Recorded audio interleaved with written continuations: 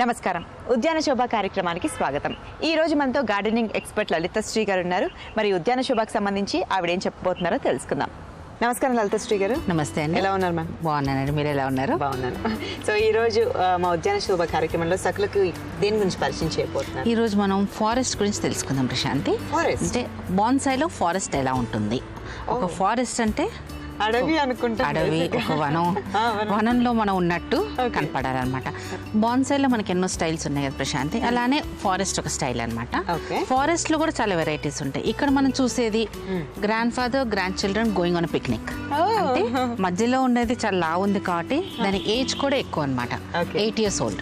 ఈ పక్కన ఉన్న వాటివన్నీ 4 years 3 years old అనమాట.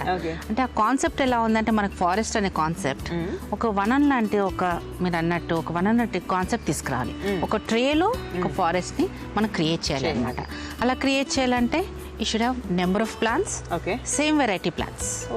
మన బాన్సాయిలో ఒక ఫారెస్ట్ చేస్తున్నాం అంటే same variety, single variety plants with small leaf variety.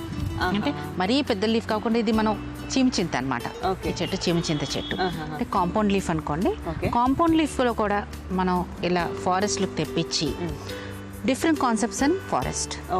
Grand father grand children going on a picnic, friends going on a picnic. అంటే ఒకటే ఏజ్ పెడుతున్నప్పుడు మనం సింగిల్ అంటే ఏజ్ ఉన్న 4 years 5 years ఉన్నప్పుడు అంటే థిక్నెస్ ఒకటే ఉంటుంది అనమాట. దాని మొదలు థిక్నెస్ ఒకటే ఉంటుంది.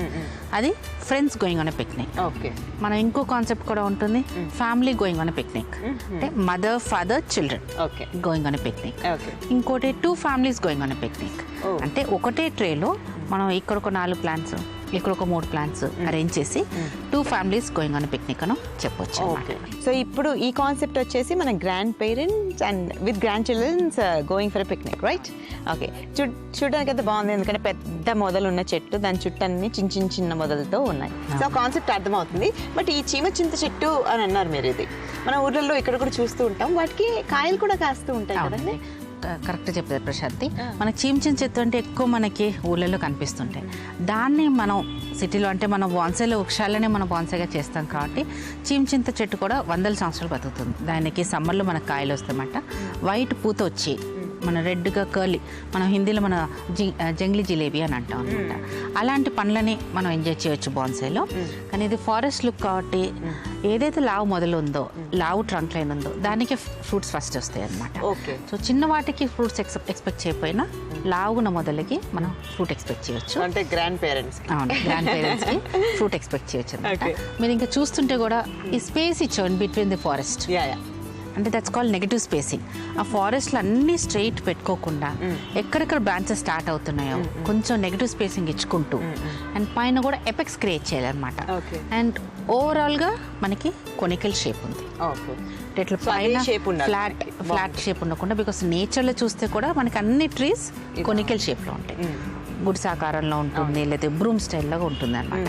అలానే మన ఫారెస్ట్లో కూడా ఓవరాల్ కెనపీ సింగిల్ ప్లాంట్ మీద వర్క్ చేయకుండా ఓవరాల్గా మనకి ఆ బ్రూమ్ స్టైల్ కనపడేటట్టు, మధ్య మధ్యలో ఈ ట్రంక్ లైన్స్ కనపడేటట్టు, ఈ ట్రంక్ లైన్ కనపడుతూ ఉండాలి, మొదలు కనపడుతూ ఉండాలన్నమాట. పైదాకా మొదలు కనపడితేనే మనకు మెచ్యూర్డ్ లుక్.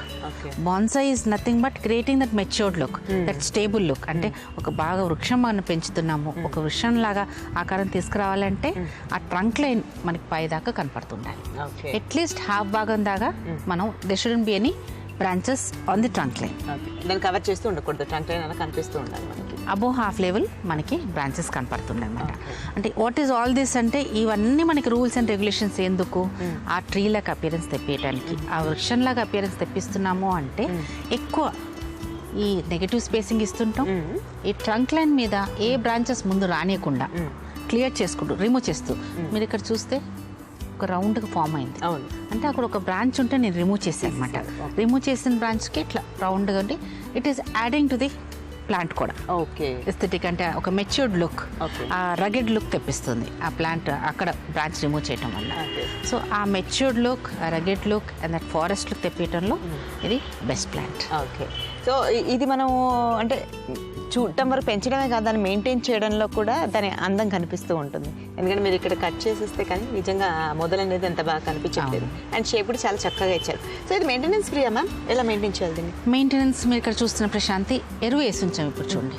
అంటే సమ్మర్లో స్టార్ట్ అవ్వగానే మనకి పూత స్టార్ట్ అవుతుంది, కాయలు స్టార్ట్ అవుతుంది అనుకున్నప్పుడు ఏ చెట్టు అయినా, చింత చెట్టు కానివ్వండి, మామిడి చెట్టు కానివ్వండి, ఈ చీమ చింతకాయ చెట్టు కానివ్వండి, మనకి తెలుసు దానికి సమ్మర్లోనే ఫ్రూట్స్ వస్తాయి. ఒక 2-3 months బిఫోర్గా మనం ఇలా ఎరువు వేస్తుంటాం. అంటే ఓన్లీ ఆర్గానిక్ మాన్యూర్, మన బాన్సాయి ఎరువు. ఒక 2-3 నెలల ముందుగా మనం ఇలా ఎరువు మొత్తం ఆర్గానిక్ మాన్యూరే వాడాలన్నమాట. ఆర్గానిక్ మాన్యూర్ అంతా వేస్తుంటే దానికి బలం వచ్చి మంచిగా ఎక్కువ పూత మనం ఎక్స్పెక్ట్ చేయొచ్చు, కాయలు కూడా ఎక్కువ ఎక్స్పెక్ట్ చేయొచ్చు. సో ఈ సీజన్ స్టార్ట్ చేస్తే అప్పటికి సెట్ అయిపోతుంది. ఎప్పుడైనా ఏ ప్లాంట్కైనా మనం ఇప్పుడు చింత తీసుకోండి, దానికి 2-3 months బిఫోర్గా మనం ఎరువు వేస్తాం. ఎరువేసి దాన్ని కాయటానికి, దాన్ని బలం చేయడానికి 2-3 months బిఫోర్గా వర్క్ చేయాలి దాంతో. సో ఎన్ని ఇయర్స్ లైఫ్ స్పాన్ ఉంటుంది? 100 సంవత్సరాలు బతికే చెట్లని మనం బాన్సాయిగా చేస్తాం కాబట్టి ఇవి ఈజీగా 150 years బతుకుతాయి. హ్యాపీగా ఉంటుంది. ఎక్కడ బాగుంటుంది మ్యామ్ ప్లేస్మెంట్ అనేది? ఇప్పుడు మనం దీన్ని కరెక్ట్గా ఎక్కడ పెడితే బాగుంటుంది అంటారు? Very good question Prashanti. ఒక ఫారెస్ట్ ప్లేస్మెంట్ చాలా డిస్టెన్స్లో పెట్టుకోవాలి. ఇంకోటి గమనిస్తే ప్రశాంతి, ముందు ఎక్కువ ప్లేస్ ఉంది ట్రేలో, ఇది బాన్సై ట్రేలో ముందు ఎక్కువ ప్లేస్ ఉంది, వెనకాల తక్కువ ఉంది. టు క్రియేట్ దట్ డెన్సిటీ అనమాట. ఓ ట్రే తీసుకుంటే మొత్తం 1/3 భాగం ఖాళీ వదిలిపెట్టి వెనకాల నుంచి మనం చెట్లు పెట్టడం మొదలెట్టాలి. టు క్రియేట్ దట్ డెన్సిటీ అంటే ఒక డీప్ ఫారెస్ట్లోకి వెళ్తున్నాను అనే ఇమాజినేషన్ తెప్పియటానికి, అనే పిక్చర్ తెప్పియటానికి మనం అబోవ్ 1/3 లెవెల్ తర్వాతనే ట్రేలో చెట్లు పెట్టడం మొదలెడతాం అనమాట. So that you'll have space in the front, back లో ఎక్కువ స్పేస్ ఉండదు అనమాట. ఆ ట్రంక్ లైన్స్ అన్ని విజిబిలిటీ ఉండాలి. బ్యాక్ వచ్చేసరికి ట్రే వెనకాల దాకా పెడుతుంటాం.